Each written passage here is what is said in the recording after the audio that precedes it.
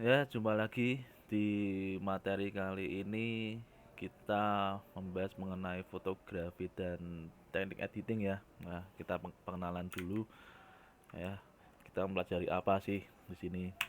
Ya. Oke, langsung saja fotografi. Ya, menurut KBBI ya tahun 2022, fotografi itu apa sih? Nah, fotografi itu adalah seni penghasilan gambar menggunakan cahaya. Ya, Ya, jadi sebetulnya yang kita lakukan untuk fotografi itu adalah bagaimana cara kita memanipulasi dalam tanda kutip ya, cahaya. Supaya kita bisa mendapat hasil yang maksimal. Nah, dan nanti akan kita juga kenalan juga asal mulanya fotografi itu seperti apa sih. Memangnya zaman dulu sudah ada kamera foto, handphone aja baru ditemukan tahun berapa. Nah, itu ya fotografi. Nah, dari asal kata foto-fotos yang artinya sinar, nah, kita mengenal istilah fotos ini di mana nih? Fotosintesis ya. Nah, kemudian ada kata grafi, nah, grafos yang artinya menulis atau menggambar. Nah, jadi fotografi itu adalah menggambar menggunakan sinar. Ya, menggambar menggunakan sinar eh, atau cahaya. Nah, karena ada unsur seni, nah, seni itu apa sih seni? Nah, jadi kalau ada unsur seni maka cahaya-cahaya yang ada ya tidak boleh diatur asal-asalan. Terdapat unsur estetika. Nah, kita masuk ke dalam sejarah fotografi. Nah, dimulai dari tanggal 19 Agustus 1839, 1839 ya. Di Prancis ditemukan paten kamera pertama. Nah, fotografi itu ketika ditemukan ya, asalnya tuh untuk melukis. Nah, orang yang berperan siapa nih dalam penemuan paten kamera ini? Ada yang namanya Nicephore Niepce, ya, Nicephore Niepce, ada Jacques Mande Daguerre, wah, bacanya susah ya ini ya bahasa Prancis. Ah, kamera pertamanya waktu ditemukan seperti apa sih? Nah, ini kalau dilihat ini ada orang yang gambar atas ini ya, ada orang, ya ini ada cahaya, cahaya dimasukkan dalam sebuah lubang nih ya, lubangnya mungkin ada lensanya ya, karena cahaya tersebut masuk melalui lubang maka bisa ditampilkan ke dalam kotak ini. Nah, dan manusianya melihat dari atas ini. Yang dilihat apa sih? Nah, jadi objeknya seperti ini. Ketika dilihat di sini, eh, gambarnya dibalik. Nah, kenapa kok dibalik? Kan melihatnya dari atas ini.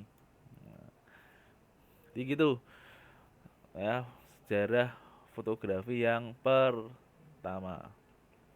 Nah, di zaman dulu itu sebetulnya sudah ada disrupsi. Nah, tidak hanya masa sekarang ya.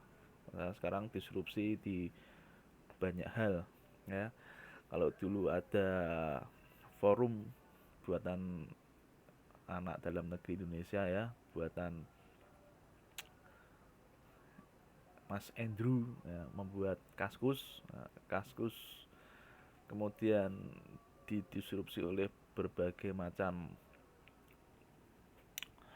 aplikasi-aplikasi seperti, karena di Kaskus itu sebetulnya kan forum ya, forum tapi dalamnya ada forum jual beli ya, forum jual beli jelas dilibas oleh Tokopedia, Blibli dan lain sebagainya. Kemudian yang forum juga didisrupsi oleh sosial media, banyak Facebook, IG. Nah, dan zaman dulu fotografi itu ketika ditemukan dia juga mendisrupsi, mendisrupsi apa? Ya, mendisrupsi seni lukis. Nah, seperti yang sudah kita pelajari di slide sebelumnya ya, fotografi itu untuk melukis. Nah, zaman dulu kalau mau melukis orang, ya, manggil pelukis, gambar di kanvas. Nah, bisa dibayangkan untuk membuat lukisan mungkin butuh waktu berapa lama dan effortnya luar biasa. Nah, ya. Kemudian namanya saja manusia yang wah ini kurang efektif, kurang cepat, maka fotografi ini dimanfaatkan untuk mengganti dari lukisan.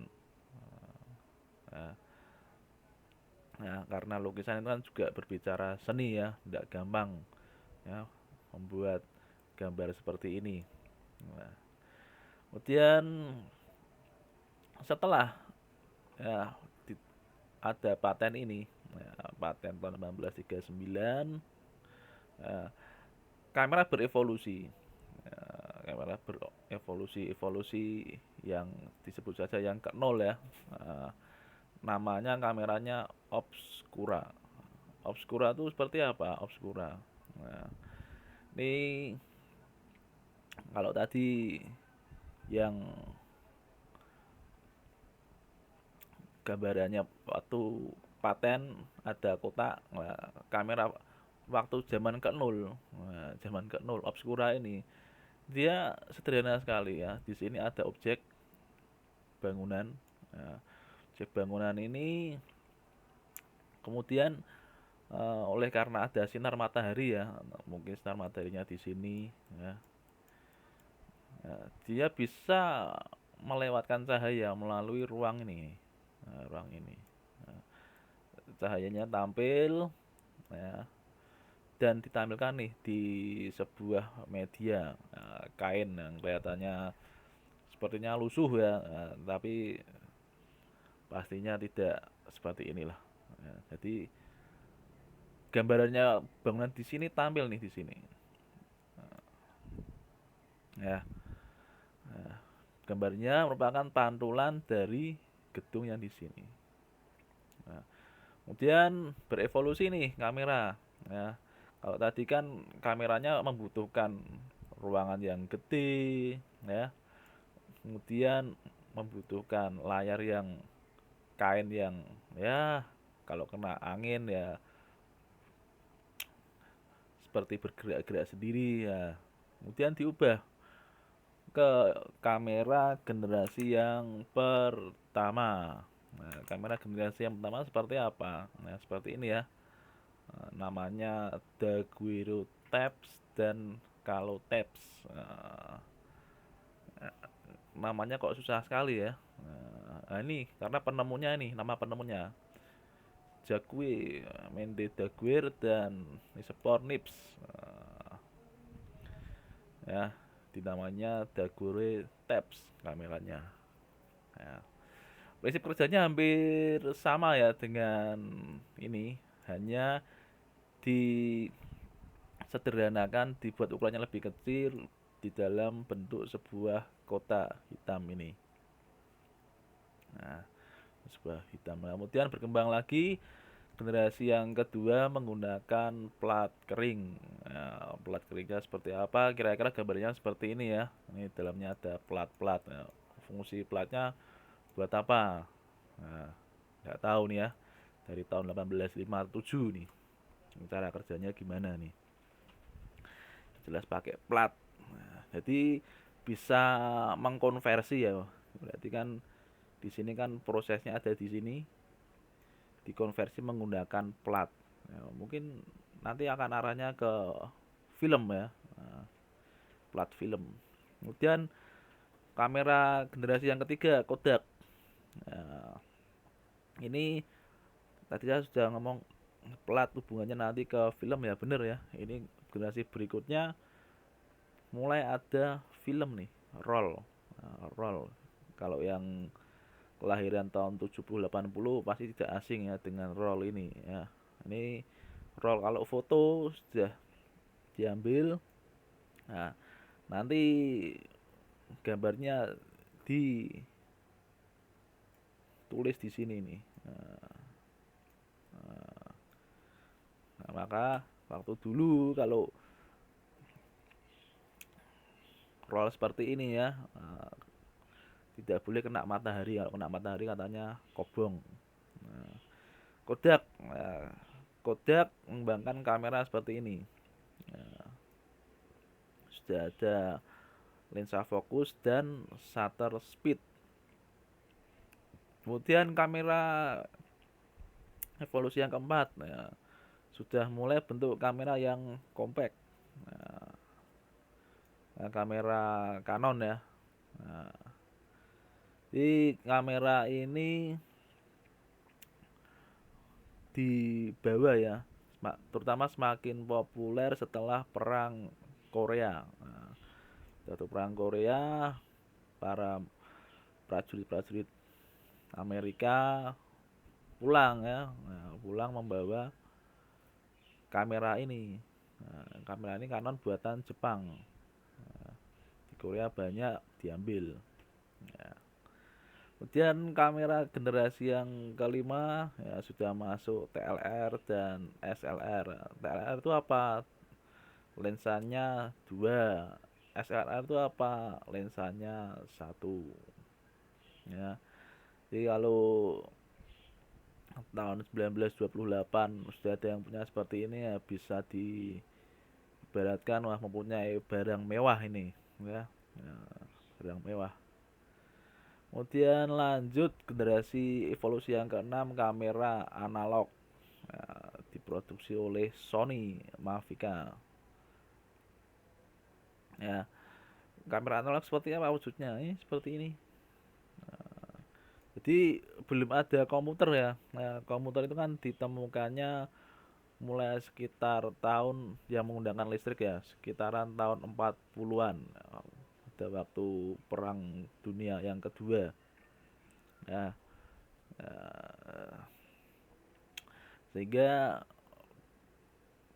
integrasinya ke dalam bentuk produk digital masih dalam proses penyesuaian.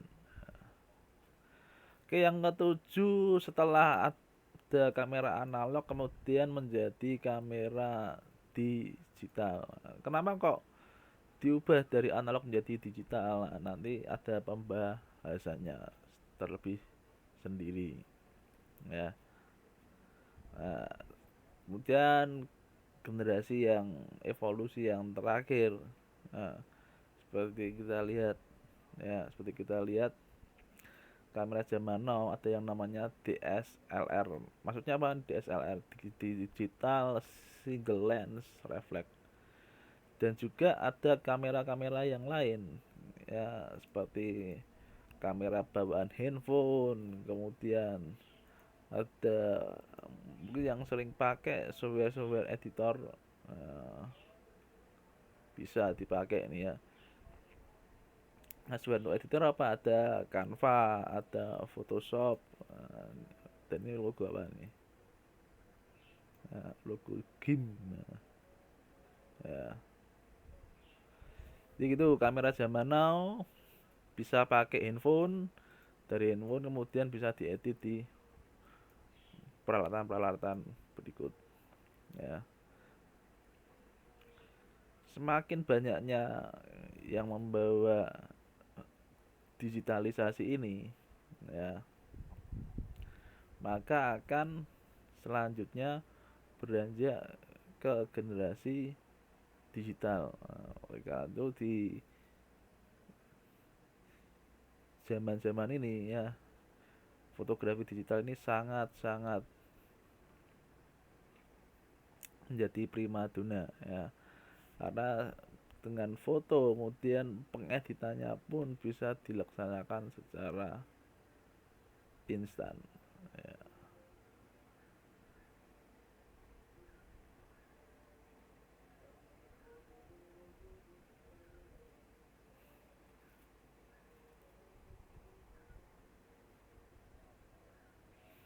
Ya, fotografi digital ini apa sih fotografi digital ini? Ya, ini merekam gambar dengan menggunakan perpaduan teknologi komputer ya. Ya, jadi kalau yang tahu cara kerja komputer dia hanya mengetahui bilangan 0 dan 1. Nah, kenapa kok beralih ke fotografi digital? Nanti ada perbandingannya ya. Ini ya, perbandingan foto analog dan digital. Ya. Kalau analog ya kan kalau sekarang seringkali orang ngomong wah bagus digital. Nah, sebetulnya tahu enggak sih bagusnya sebelah mana? Nah, kalau gambar ya secara gambar seharusnya lebih natural yang analog. Nah, kenapa kok lebih natural yang analog? Ya, karena kalau di digital ini kualitas gambar dibatasi jumlah piksel. Piksel itu apa? Ya, piksel. Ini kalau gambar ya, sebuah gambar ya, ini gambar terdiri atas titik-titik nih. Nah, titik-titik ini namanya apa? Piksel. Nah, titik-titik ini nanti digabungkan membentuk sebuah gambar. Nah, kalau jumlah pikselnya semakin banyak, maka bentuk gambarnya semakin smooth, semakin bagus. Kalau pikselnya semakin sedikit, ya, bisa rasain sendiri. Nah, kemudian kalau analog jelas ya tadi ya gambarnya lebih nyata, tapi kekurangannya analog apa? Kurang praktis. Nah, seperti di zaman ini, ya, untuk kamera analog dia dibatasi terhadap jumlah rollnya. Nah, kalau digital gimana? Apakah ada batasannya? Ada batasannya, memorinya. Nah, tapi memori zaman sekarang sudah besar-besar ya. Apalagi kamera handphone sekarang, ya, di handphone sekarang penyimpanannya bisa sampai 64 GB, 128 atau 256, ya, bisa ngambil foto sebanyak-banyaknya. Tapi kenapa kok zaman sekarang lebih memilih digital? Karena ini kepraktisan dan kemudahan dalam pengeditannya. Nah, jadi ketika membuat gampang mengedit, tinggal colok kirim gambar, kemudian edit menggunakan software atau tool perangkat yang ada seperti ini. Ya. Oke, gitu saja materi kali ini. Kurang lebihnya mohon maaf dan jangan lupa untuk happy coding.